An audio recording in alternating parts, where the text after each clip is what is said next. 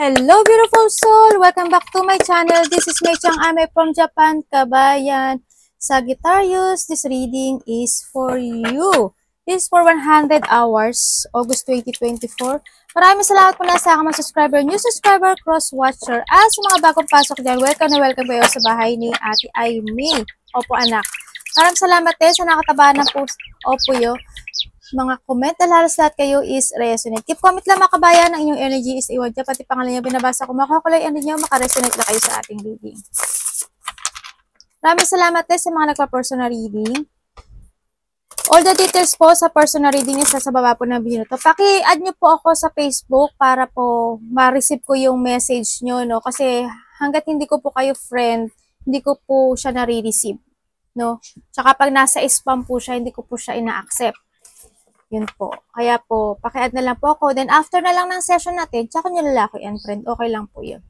This is a general reading, Sagittarius Kabayan. Kuhalin mo lang nga sa'yo at itapon ang hindi naman para sa'yo. Maaring ito is a vice versa. Maaring energy mo, energy ng person mo, o energy ng malapit sa puso mo. Maaring nangyari, nangyayari, o mangyayari pa lang. Use your own intuition, lawakan po natin ang ating isipan. Nuulitin ko, Sagittarius Kabayan, hindi mo to personal reading. Okay? Marami kayong energy sa mundong ito. The Devil. Okay? May mga pinag-uusapan when, oh God. May aalis? Mayroon ditong shipment ng trabaho. Or maybe iba sa inyo is may travel or may ship. May nakita kong papers, no? Baka may related sa iyo ang papers ng bahay, papers ng kontrata, basta paper siya, document, paper, something ganun. Yung iba dito siguro there's a travel or may mga asikasuhin kayo na may nakita ko sa akong papers. Yun na nakita ko sa iba. Siguro iba sa inyo magkakaroon ka ng decisions in life para sa pagbabago ng trabaho, no? Iba dito, naghumihiling daw kayo na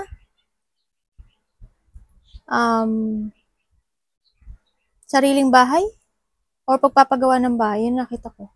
May celebration, may nakita kong celebration. May mag-birthday ba?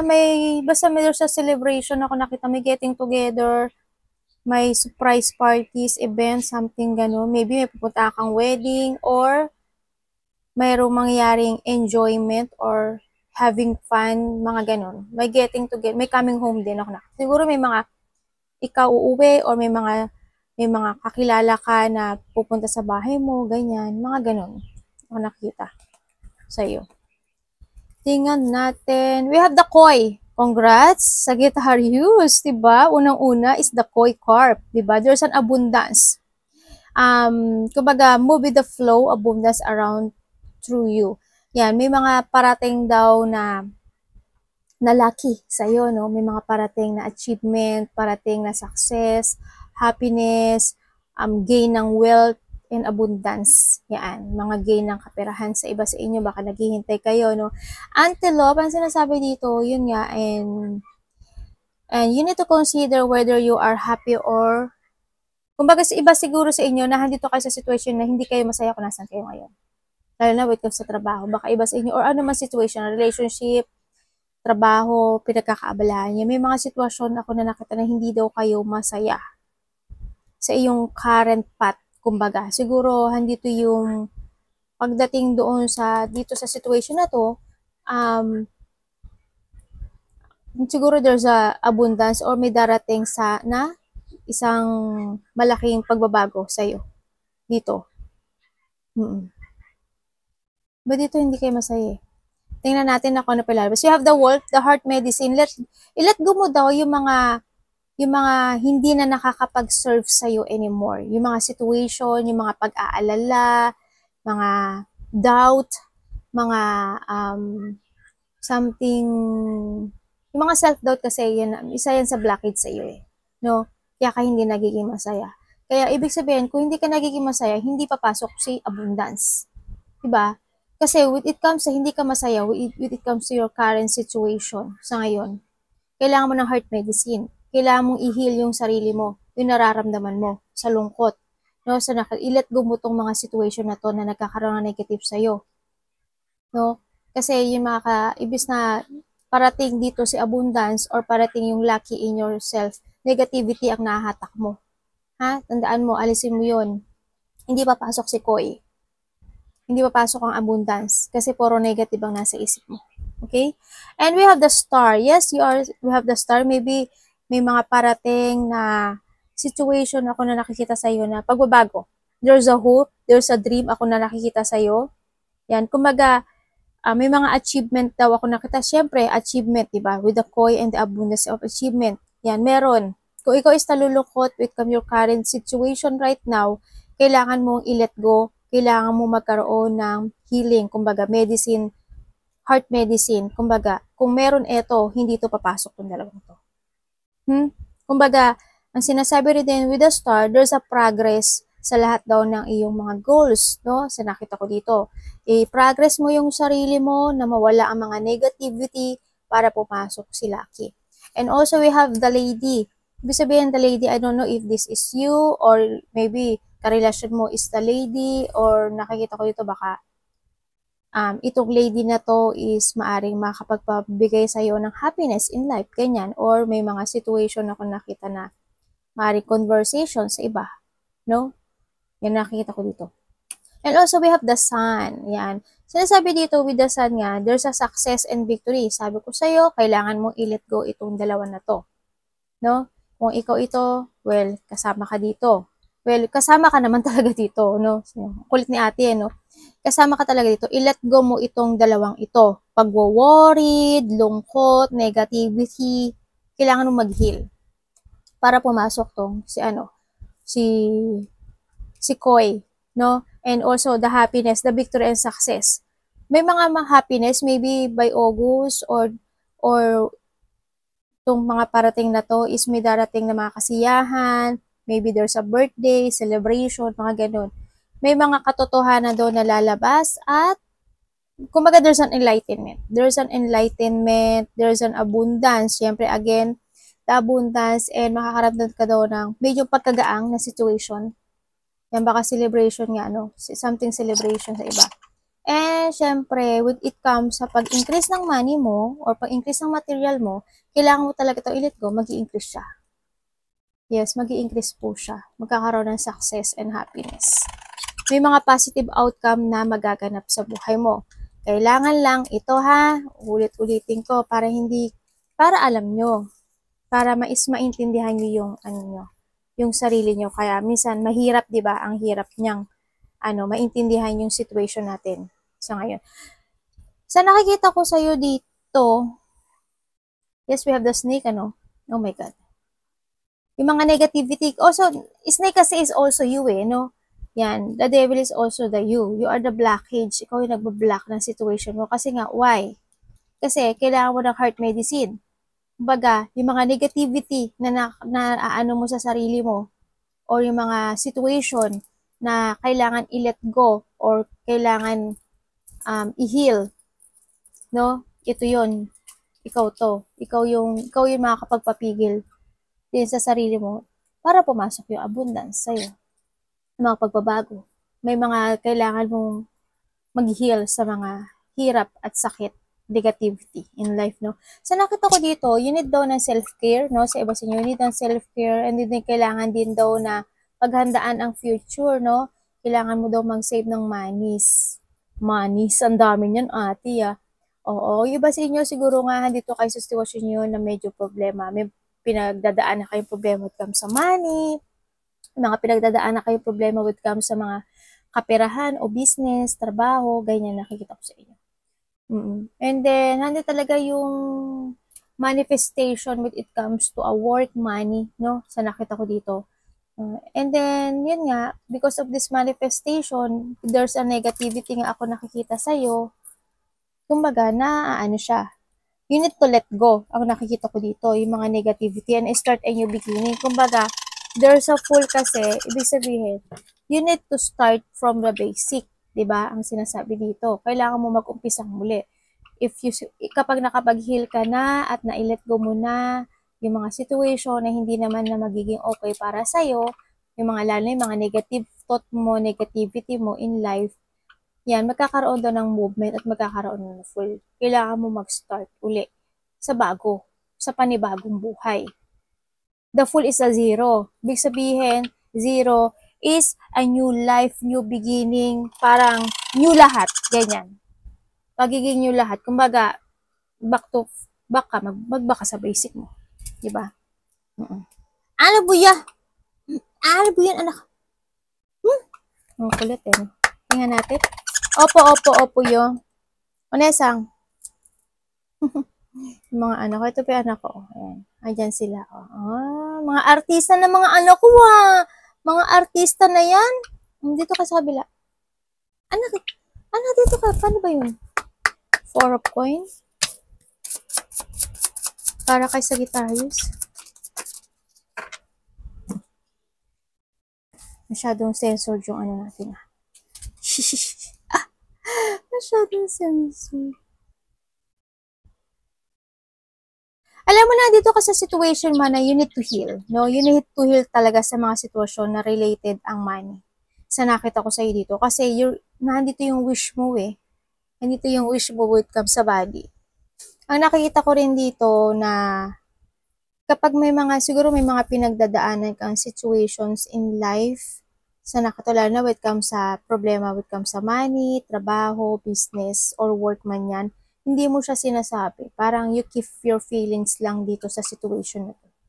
Kinikip mo lang siya. Hindi ka vulgaran, hindi mo pinikikwento, or handun tinatago mo siya sa nakita ko dito. Handun ka rin sa sitwasyon mo ngayon na handun yung hardship sa nakita ko. Ipasok mo ko saan situation hardship ka ngayon. Handito yung hardship, handito yung may mga situation ako na nakikita na hindi mo siya kayang i-accept in life. I-accept pa sa buhay mo. Andun din yung parang lack of acceptance, kumbaga. Andun din yung parang you feel rejection, you feel rejected, or sa nakita ko dito na maaring minsan din nananakit na yung ulo mo, kaiisip, maybe, may pagsakit ng ulo, may pagsakit ng paa. Yan, baka yung mga may mga sakit dito, ang nakikita ko, iba sa inyo, siguro may tao dito na may sakit sa puso, may tao dito na may sakit sa bulsa. Hindi, or ano man yung sakit yan, may mga sakit kayo, yung may mga sakit na tao, kailangan ng self-care ha, baka hindi ikaw or malapit sa puso mo. Yan, kailangan daw ng self-care dito. Andito ka kasi yung nasa struggle point ka ngayon, no? Parang handun ka sa situation mo na parang you left out in the cold. Hindi ko alam kung may tao dito na naging makasarili at sarili niya lang iniisip niya. Kumbaga, maaring hindi kanya tinutulungan or kaya naman tao siya na yun nga, more on self, ganyan. Siguro ganun, no? Kaya medyo minsan siguro nakikita ko yung sarili mo na parang feeling mo nag-iisa kang lumalaban sa isang situation in life, no? Yun ang nakikita ko, no? Anak, baba mo na kayo. Okay po.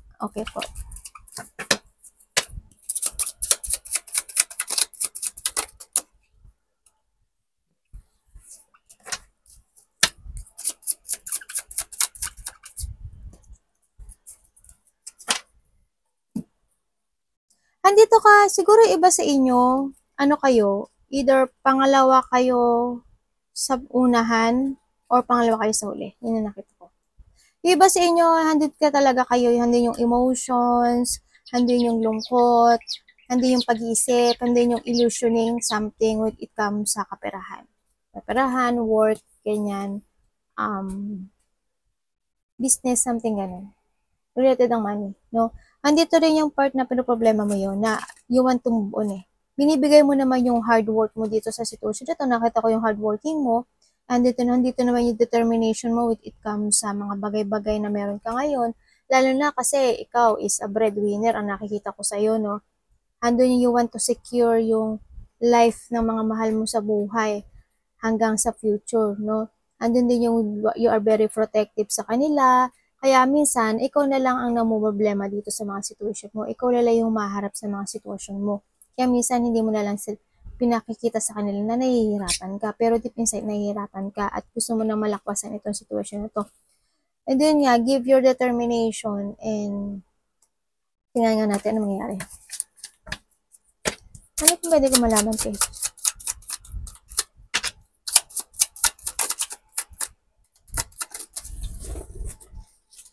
Wala, nagwala sila.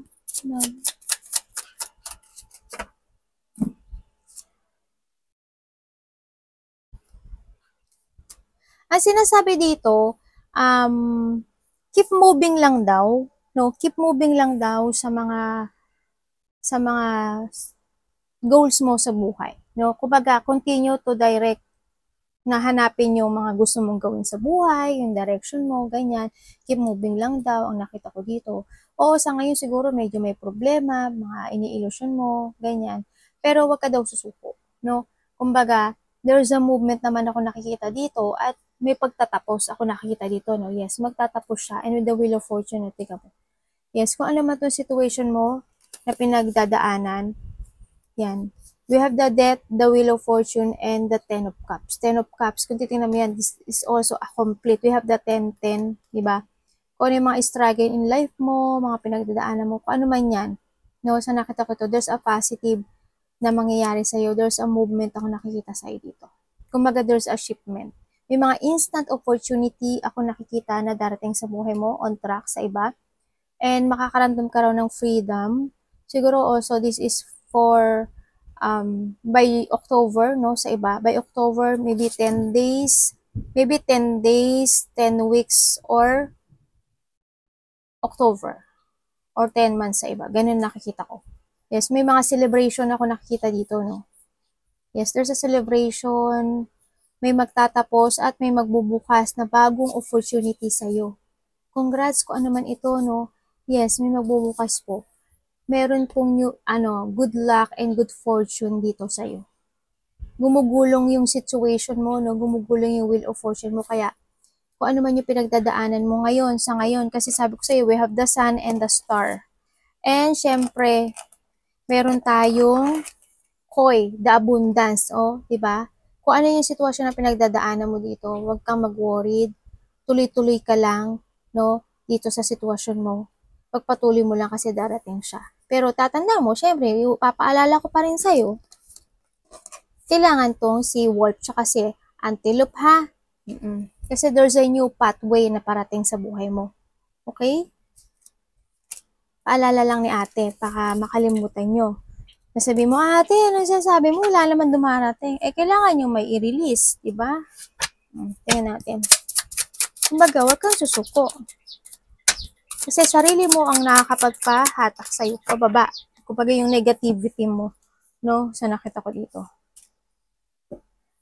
We have the Queen of Wands. Okay, when it comes kasi dito sa sitwasyon mo,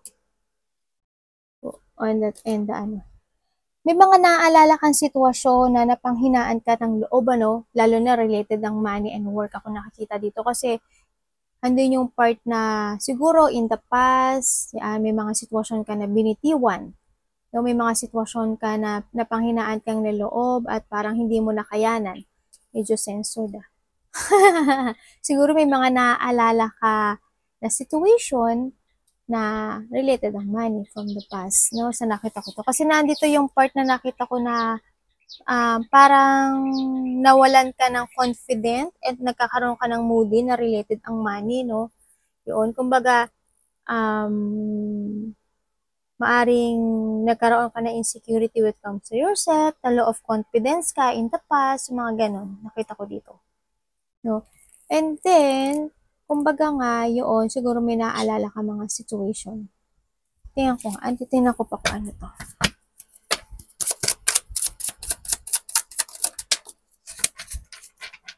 May tao dito na na-insecure sa'yo. May tao siya na insecure sa sa'yo. Hindi ko alam kung sino siya sa buhay mo, pero malapit to sa puso mo. Maaring partner mo, kasama sa, it's a partner more on partner. Ako tingnan, baka kasama sa trabaho. Okay. The devil in reverse. Kumbaga, andito siya, na-insecure siya sa'yo. Hindi ko alam kung sino buhay eh. Siguro, ang nakikita ko sa kanya, siya yung stuck when it comes, parang mas ahead ka sa kanya when it comes to a money. Yun na nakita ko. Siguro kaya siya nagkakaroon siya. Ito yung tao na maaring malapit siya, maaring tinutulungan mo siya, ganyan, maaring ikaw yung nagpo-provide sa kanya, or kung ano man siya, kasama sa trabaho, something ganun. Basta nakita ko yung ahead yung dalawa is magkaiba. Hindi siya same level, no? Kung sino man siya sa'yo. Parang hindi yung insecurity. Basta may tao, kung ano man siya, may taong may insecure sa'yo. Kumbaga, may tao rin dito na very, I don't know kung manipulative siya. Yung nakita ko dito. Yung nakita ko. Parang may tao rin ako dito na liar, unfaithful. Ingat ka. May tao na gano'n. Siguro, I don't know. Baka kilala mo siya. Yan. Baka nagiging toxic siya sa'yo. Or maybe there's a toxic situation sa buhay mo. Maaring trabaho mo, work mo, business mo, ganyan. No, na gano'n. Pero nakikita ko dito na itong mga situation na to is magkakaroon daw ng releasing or makakaramdam ka daw ng freedom, kumbaga kalayaan sa mga sitwasyon na na-stuck ka sa nakikita ko dito. Kumbaga, sinasabi rin dito na mas lawakan mo pa yung paniniwala mo, no, sa nakita ko dito na lahat ng mga pinagdadaanan mo sa ngayon, mas lawakan mo pa daw siya. No? Mas maging patient ka, kumbaga, na matatapos. Kasi nakita ko dito, matatapos siya. Matatapos siya.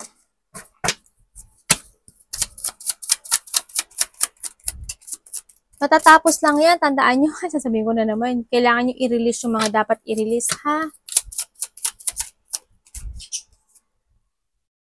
O, diba? Sabi ko sa iyo, eh.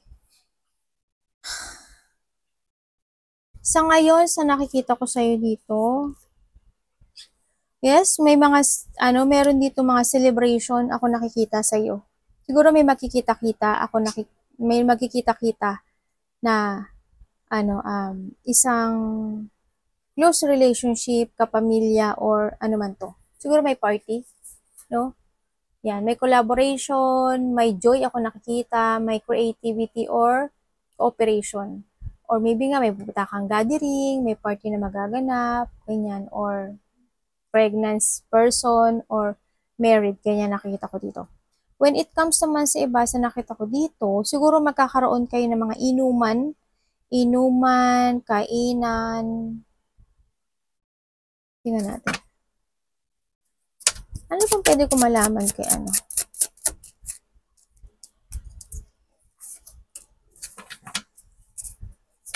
Para saan po?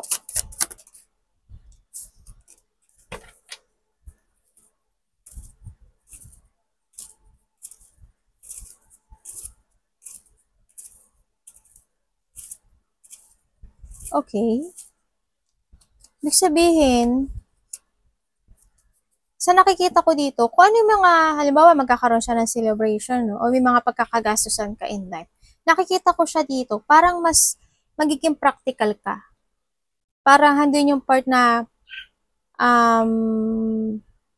maglulok ka sa the future, kung ano lang yung kakayanin mo na ilabas, yun lang ilalabas mo. O pagiging practical person ang nakikita ko dito sa sitwasyon na to. Yun nakita ko. Halimbawa, may celebration na magaganap. Hindi ganun magiging, ang lakas naman, parang babagyo.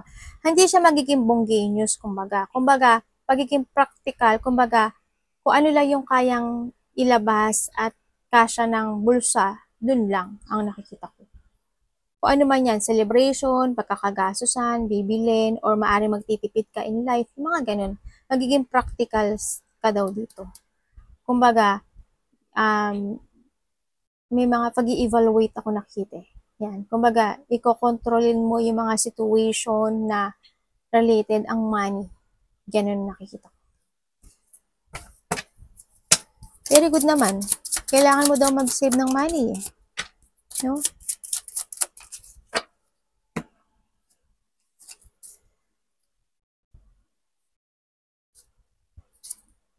Okay, with the chariot, sa nakikita ko dito, kailangan mo daw i-work out ang sarili mo. Yun, again, na naman, And kailangan ng i-work out at bigay mo ng determination and focus, syempre, na related ang iyong kaperahan, no? Yun ang nakita ko. Tsaka syempre, sinasabi rin dito, alagaan mo yung sarili mo, no? Yun ang nakikita ko dito.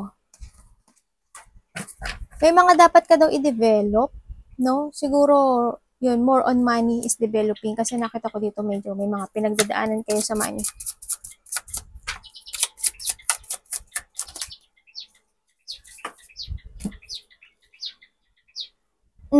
Kailangan nyo daw, nakita ko dito pag game practical, yes, it's good na, no? Kailangan nyo daw maghigpit with related ang money, no? Kailangan nyo pong maghigpit para magkaroon kayo ng movement, no? Sa nakita ko dito.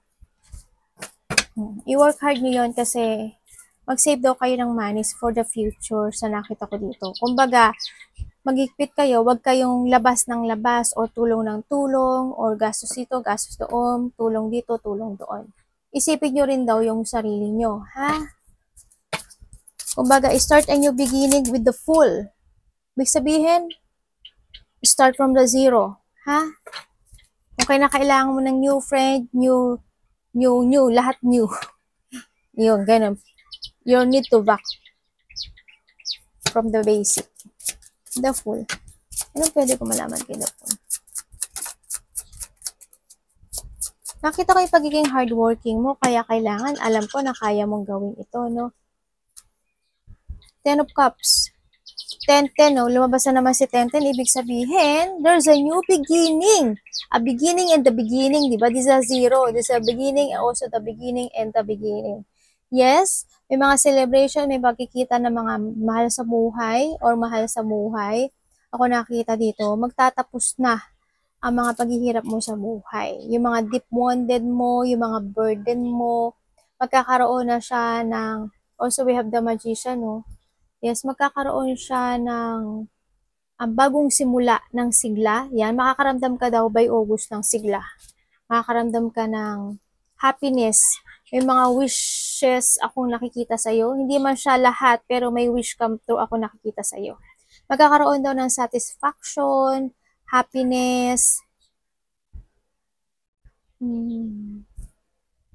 mga prosperity also. This is a fortunate outcome ako nakikita dito. Yes. Yan, puro beginning yan. Kumbaga, we have the sun nga talaga, di ba? We have the sun and the koi and the star. Ayan na. O, di ba? Sabi ko sa iyo eh. Pero tatandaan mo ha, kailangan to ha. There's a new pathway na darating sa buhay mo, kaya i-consider mo na whether you are happy on your current path diyan. May mga dapat kang dito, no? Heart medicine, wolf, yung mga worried mo in life, yan. Alisin mo yun para maging magaang yung takbo ng cycle mo, no? Start a new beginning with the full. Arigato namaste, God bless.